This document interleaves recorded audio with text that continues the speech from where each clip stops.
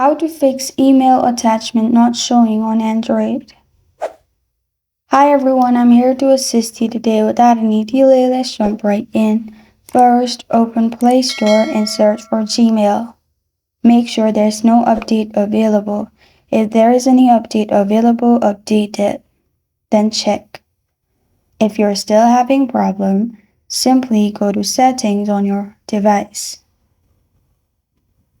In Settings, click on Apps and Notifications. Now, in here, click on Gmail, which will open this page. In here, click on Storage and Cache, and clear cache by clicking on Clear Cache. Clear storage if you want to log in again. If not, don't do that.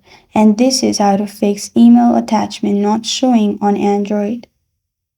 Thank you for joining me today. If this video helps you out, please leave a like and subscribe for more. Got a question or want to suggest a topic? Comment below. Thank you for watching.